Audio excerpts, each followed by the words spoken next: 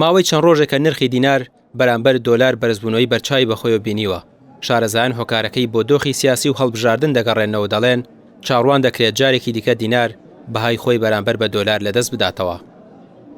ئەکرێت ئیجراعات بکرێت بۆ ئەوەی نرخەکەی دابزێن وەکو لە ئێستا هەموو ئیستقرارێکی سیاسی ئیستقراری اقتصادی لەکەوێتەوە. بۆ نمونە چەند ڕۆژێکە خەڵک مەشغوڵە بە انتخاباتەوە، هەر انتخاباتەکە ئیجراکرا بە شێوەیەکی ئۆتۆماتیکی و بێکێشە و بێ مشکلە، دۆلار چەند هەزارێکی لێ هاتە خوارەوە و ئێستا وردەوردە قەناتم وایە دیسان بچێتەوە شوێنەکەی خۆی، کەواتە ئیستقراری سیاسی ئیستقراری اقتصادی لەکەوێتەوە.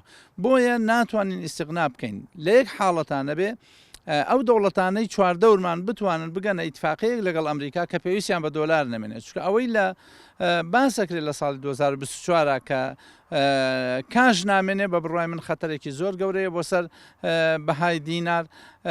بۆیە اقتصادی عێراق هیچ پێشکەوتنێکی بەخۆیەوە نەبینەوە. آخر عملەی وڵاتێک کاتێک کە لە بەرامبەر عملەیەکی دۆلار یا یۆرۆ یا جنێ ئیستەرلینی کاتێک بەرزە بێتەوە، ئەوەیە کە بە قووەت ئەبێ ئایا اقتصادی عێراق لە ئێستادا بەرەو بەهێزبوو نەڕوە یا لە شوێنی خۆی وەستاوە. ئەگەر لاواز نەبوو بێ لە شوێنی خۆی وەستاوە.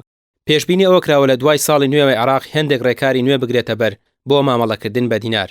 ڕێکەوتن کراوە لەگەڵ چین بۆ هێنانی کاڵا بە دراوی یۆهانی چینی بە ڕێژەی لە 150 بۆ مەرجەی ئەمریکا گرفت دروست نەکات و ڕێگر نەبێت لەو مامەڵانەی کە بڕیارە بکرێت. بەڵێ خۆی تەمانەوەی کە پەیوەندی بەم 48 ساعتی ڕابردۆ زیاتر سێ فاکتەری سەرکیە. یەکەم بڵێن حواڵەی دووبەی ئێستا بە ناقسا ئەوە نزیکەی 6 مانگە ئەو نرخی بەخۆیە نەبینەوە. پێشتر کە بازرگانەکان حواڵانەکە هەمیشە بۆیە عمولیان بە بۆ وڵاتی ئیماراتی عەرەبی، ئێستا بەهۆی زۆری حواڵە و خواستی کەم لەسەر حواڵەی خارجی وای کردووە کە دۆلارێکی زۆر لە ئیماراتی عەرەبی و لە تورکیا بمێنێتەوە جاری کە سەحب بکرێتەوە بە ناوخۆی عێراق و ئەم دۆلارانە بکرێتەوە بە دیناری عێراقی. تەمانە من پێمانەڵێ کە خستنە ڕووی دۆلار لەسەر ئاسی بازاڕەکان زیادی کردووە، بۆیە خۆی شڕایی دۆلاری لە بەرامبەر دیناری عێراقیە دابەزانوە. و یەکێکی تریش لە هۆکار و فاکتەرە سەرکیەکان مانی بەشێک لە بانکەکانی ناوخۆی هەرێم لە 24 ساعتی ڕابردوو و 48 ساعتی ڕابردوو تا ئاسێک دۆلارم فرۆش بۆ ئیلتزامات و پێداویستاتی خۆیان ئەمە ژوای کرد بە هەمان شێوە خستنە ڕووی دۆلاری زیاد کرد.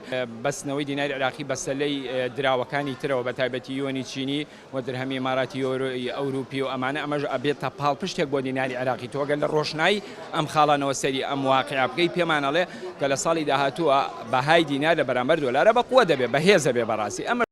ماوەی 6 مانگای عێراق لە هەوڵی ئەوەدایە دابەزینی نرخی دینار کۆنتڕۆڵ بکات و لەوە زیاتر بەهاکەی بەرامبەر دۆلار لەدەست نەدات، بەڵام نەیتوانیوە دۆخی بازار کۆنتڕۆڵ بکات و دەزوەردانە سیاسیەکان و گروپەکان دەسەڵاتیان لەسەر و دەسەڵاتی حکومەتیشەوە بووە.